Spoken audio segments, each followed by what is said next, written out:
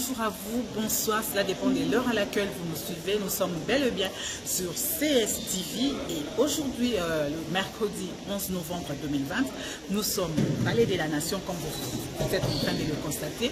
Nous sommes venus pour les consultations que le président de la République, Félix-Antoine Tshisekedi, a commencé depuis un certain temps. Et pour aujourd'hui, le président n'a reçu que deux groupes. Il s'agit donc du ministre de l'Urbanisme et Habitat, M. Pius Mwabilou, qui est du FCC, mais Pius Mwabilou s'est dit qu'en tant que personnalité politique, il a été invité, il se dit pour le Congo, pour le changement, il ne va pas se laisser faire, donc il doit venir par rapport à son idéologie, par rapport au fait qu'il est républicain. Il est venu répondre à l'invitation du président de la République et pour le moment, tout ce qu'il a dit avec le président de la République reste donc un peu secret. On verra après les consultations qu'est-ce qui s'est passé. Après Pius Mwabilou, qui est le ministre de l'Urbanisme et Habitat, le président de la République a reçu le groupe des membres de l'UNC, qui est le parti cher à Vital Kamerhe. Vital Kamerhe, comme nous savons tous, qui est encore le directeur de cabinet du président, qui se retrouve en prison. Le secrétaire général de l'UNC a dit qu'ils sont toujours ensemble et ils ont répondu favorable. Ils ne pouvaient pas rester indifférents. C'est pour ça qu'ils sont venus parler avec le président. Ils ont donné leur préoccupations et maintenant on va voir ce qui va se passer après. Restez branchés et suivez le reportage. Merci.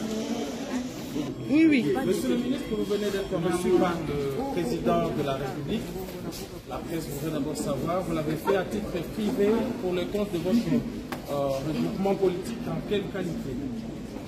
J'ai été invité comme personnalité politique, mais cela n'enlève en rien le fait que je sois l'autorité morale du Congrès national congolais, c'est mon parti, et que je sois également autorité morale de mon regroupement.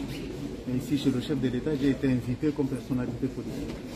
Ok, maintenant, les échanges ont porté sur quoi et qu'est-ce que vous pensez de l'Union sacrée pour les coalitions? Je ne vais pas livrer le contenu des échanges que j'ai eu avec le président de la République. Tout ce que vous devez savoir comme républicain, je suis venu répondre à l'invitation du chef de l'État pour échanger sur les questions qui concernent l'avenir de notre pays, l'avenir de notre peuple, le bien-être de notre peuple et le développement de notre pays. Vous avez pris votre liberté et votre formation politique Ce n'est pas un problème de liberté, c'est un problème de bon sens. Lorsqu'on a été élu 3 fois dans ce pays comme député national, 20 ans à l'Assemblée nationale, avec les responsabilités qui sont les miennes, on enlève la casquette personnelle pour porter la casquette de notre peuple. Donc, il faut privilégier l'intérêt général à l'intérêt personnel. Est-ce que vous êtes pour le maintien de la coalition? Madame, je ne peux pas vous dire ce que j'ai échangé avec le président de la République. Je peux vous dire que ici, j'ai échangé avec le président de la République. Surtout, je vais réserver la primauté à mes camarades du parti du regroupement.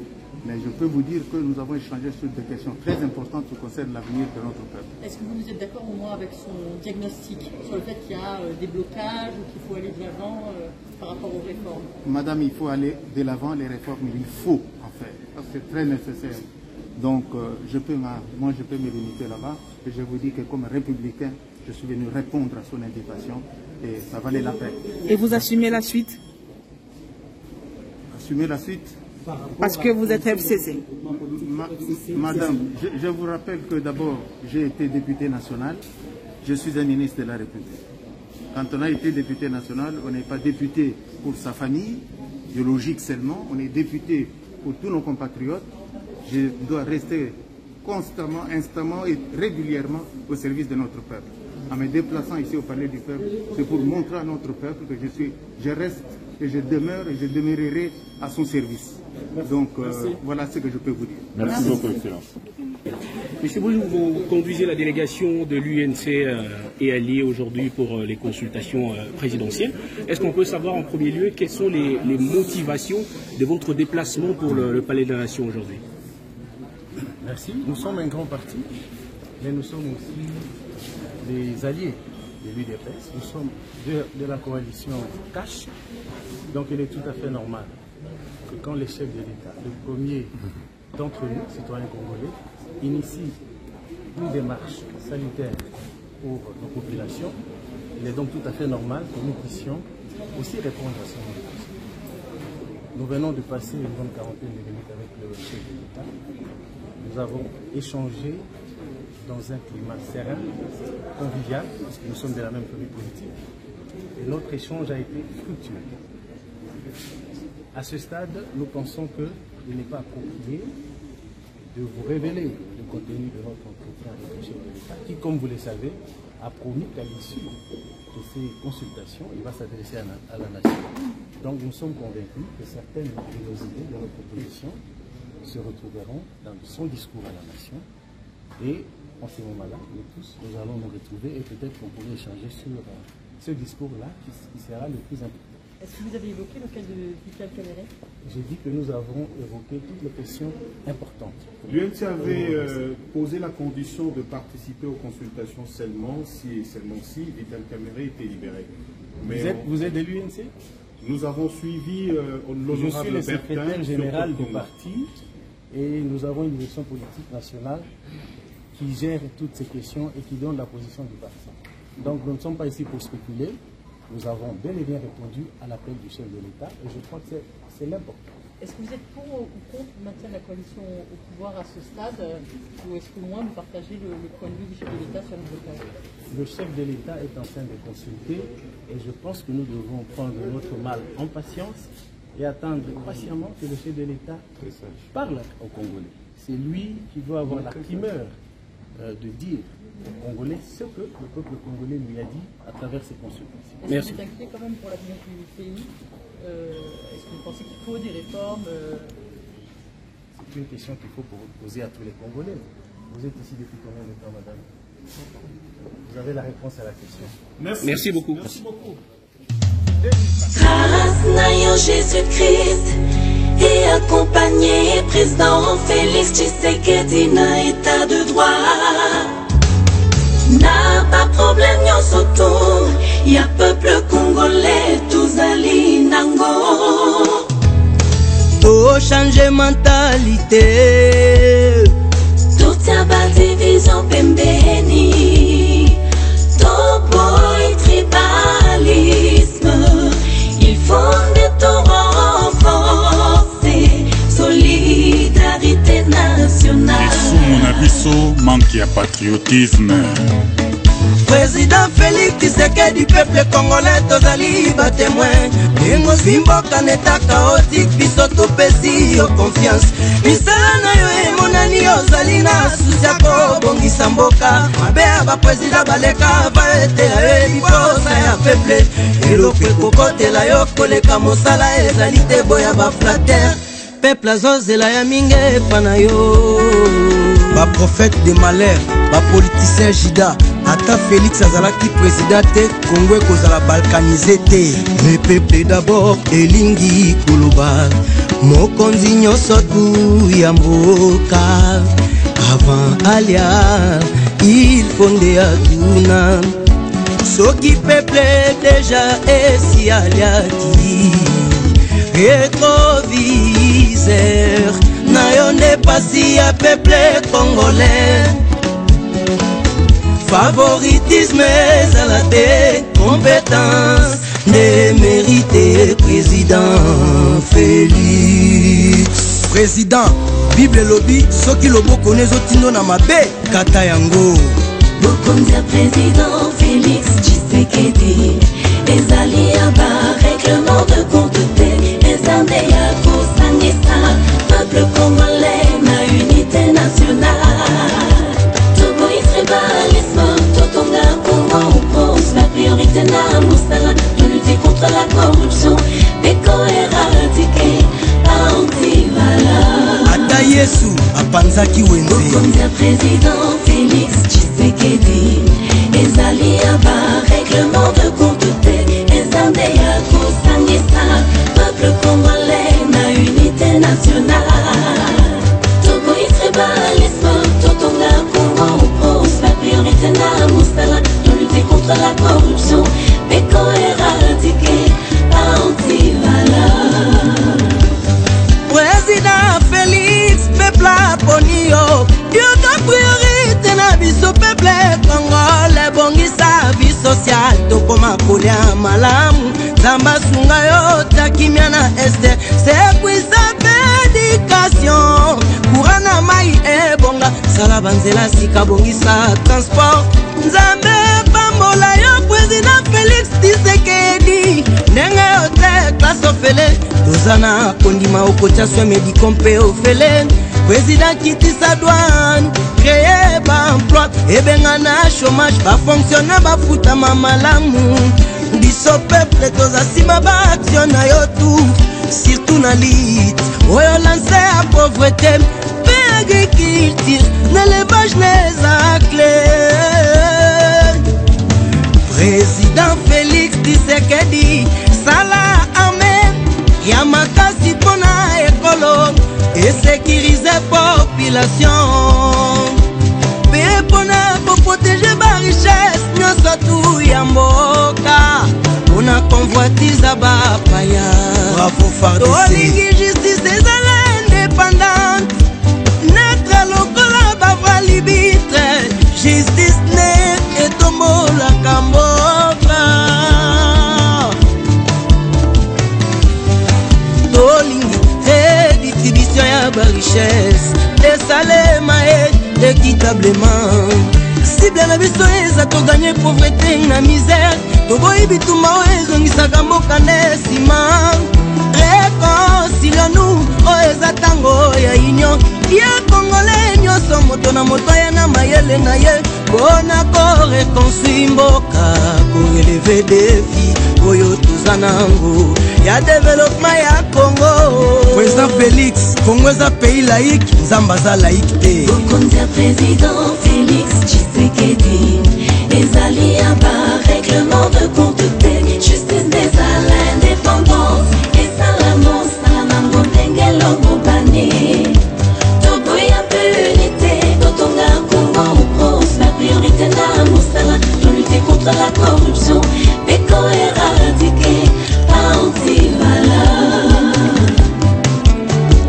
Congolais Soki tour de Babel Tikala inachevé Obstacle munene ezalaki nde problème à langue Kasi ba européen ba réussir yango Malgré ba différence ya balang na bango Baboma ba souveraineté na bango nyonso Basangana po bakoma lisusu makasi RDC kutu tozoluka nde développement Tokabwa na susu tozweba gravité à conséquence To marchande te unité na d'intérêt personnel To cédé te na manipulation ya balkanisation Le peuple congolais tokeba Na lokuta makasi ya bapaya Oyo ba planifia utakala destruction Na complicité ya motema mabe Ya bandeko na biso misusu ba congolais Président Félix Eza na ba décisions impopulaires mais ça nécessaire Bokondia Président Félix Tshisekedi Ezali aba règlement de compte te Justice des à l'indépendance Et salamo salamango tengelo mobani Togo ya punité Totonga Congo ou prose La priorité na mosala De lutter contre la corruption Beko éradiqué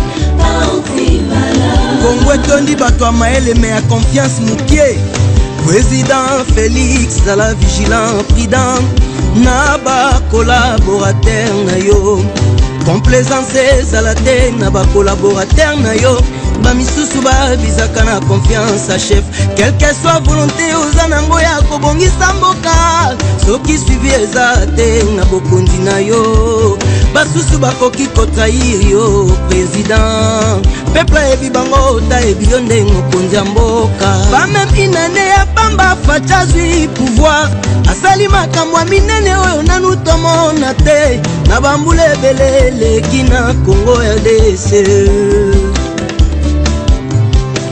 Armée oyo etonda batretre Jamais elongaka etumbata mokeye Biso tuto ebi yango Société oyo etonda mibi Jamais ekolaka objectif ndekweya Président Félix eo Kozala tendre teo Si tout n'entourage na gouvernement ta rigueur po bazala exemplaire. Mobeko ya mboka kopemisa te o, mobeko ya mboka koponelango bilongi te po tozongisa mboka na nzela.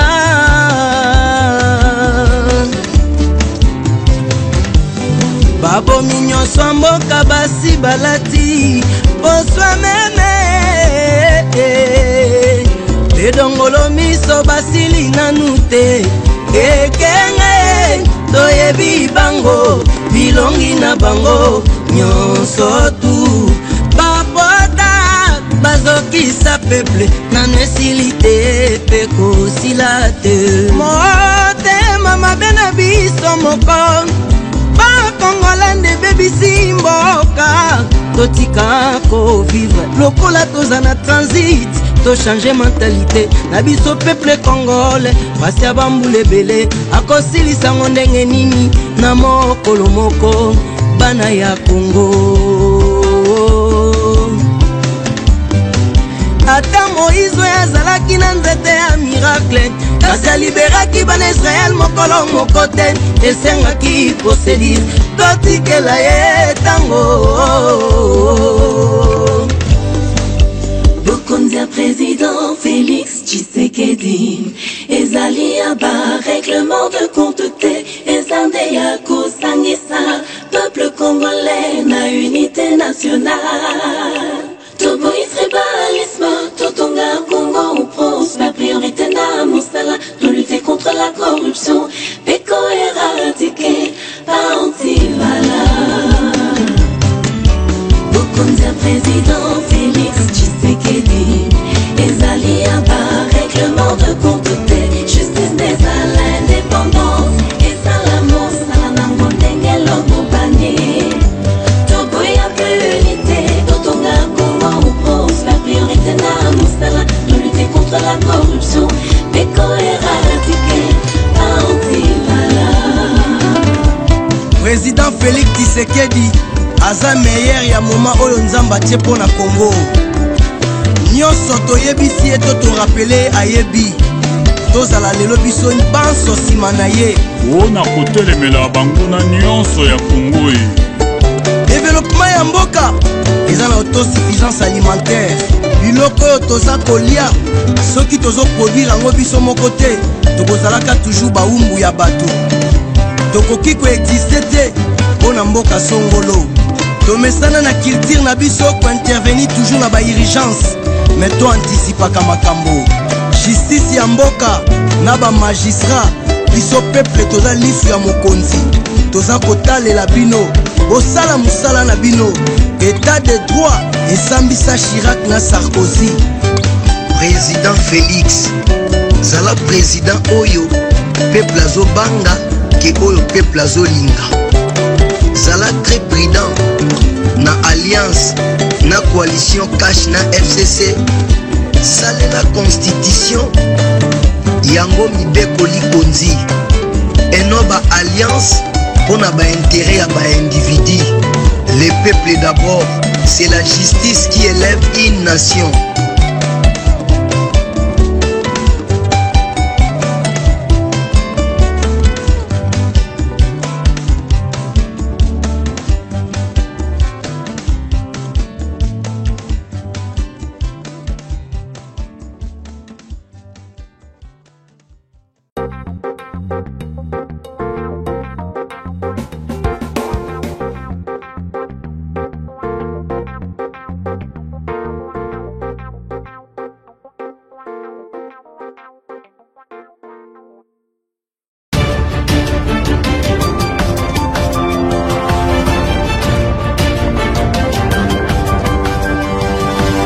Production.